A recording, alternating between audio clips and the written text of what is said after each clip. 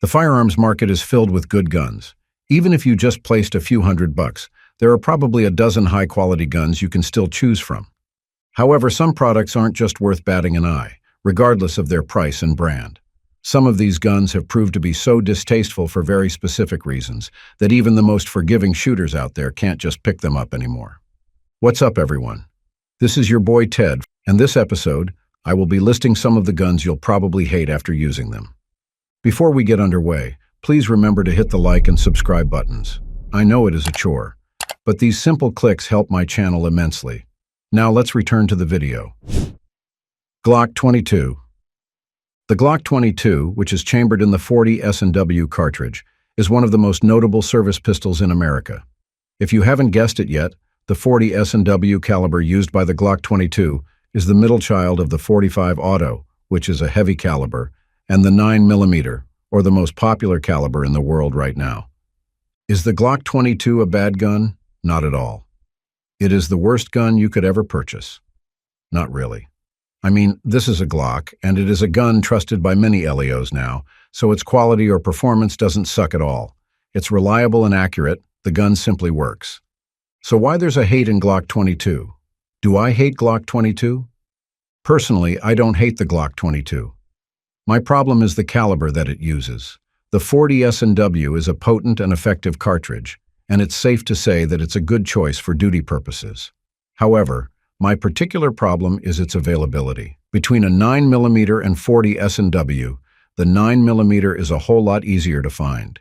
It is easier to find 9mm on shelves rather than the 40 S&W that the Glock 22 uses. At the same time, the FBI has mentioned that there's minimal difference between the ballistics of the 9mm and the 40 S&W, which indicates that officers and agents can use the 9mm better and more effectively. There's also a rumor where it tells that the reason the FBI switched to 9mm is due to the fact that 40 S&W pistols, like the Glock 22, require a surprising amount of repairs. These rounds are somewhat rough on the frames, and since the Glock frame is primarily made for the 9mm, the longevity of the Glock 22 is questionable.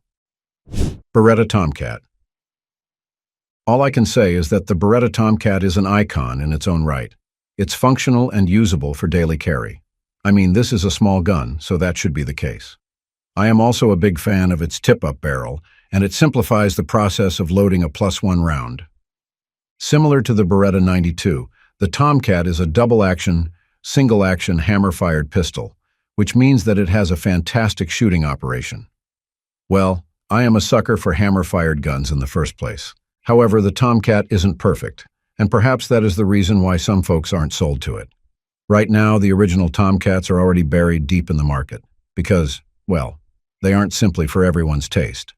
Let me explain this to you. First, it has a serious recoil issue. But aren't small guns prone to recoil in the first place? Of course that's true. If you pick a micro gun, expect that it has some snappiness on it. The 32 ACP used by the Tomcat isn't the most explosive caliber out there, but keep in mind that the Tomcat is a lightweight straight blowback pistol. Its recoil is more explosive than other 32 ACP pistols that use locked breeches.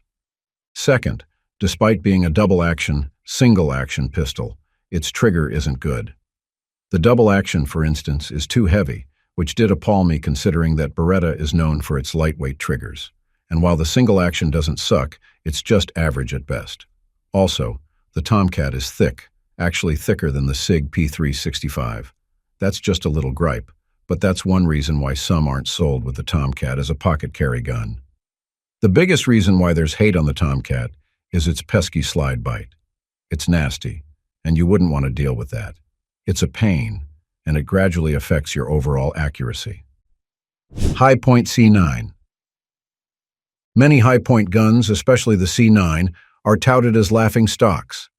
Their reputation isn't that good as they perfectly embody cheaply priced cheap pistols. If you are tight on budget, sure, the high-point C9 is a valuable option. But then again, there are certain drawbacks you need to be mindful of, and these drawbacks pushed many American shooters to depart from the C9 entirely. The gun itself doesn't have anything ergonomic to it. It has a heavy and bulky slide. It doesn't even rack smoothly. It's very gritty, like it's filled with sand. The same thing is true with its trigger. It's horrible, and I don't know how this passed quality control in the first place. And for a gun like this, I am pretty appalled by how heavy its trigger pull is. It's roughly 8 pounds, and it shouldn't be the case for a striker-fired pistol. Perhaps the redeeming factor of the C9 is that it has decent reliability. To my surprise, the gun didn't incur as many malfunctions as I thought it would. There were malfunctions during the break-in period, but they were within my prediction. Once you oil the gun properly, it runs smoothly. But that's where the issue comes in. For the price of Hi-Point C9, there are other alternatives that offer the same reliability, but better ergonomics. Hence, I am no longer surprised that the C9 doesn't even count as a last resort pistol for many civilians and law enforcement folks. It isn't worth your time and money at all. Intratec Tech 9. From time to time, I keep seeing people who want the Intratec Tech 9. But don't. Just don't.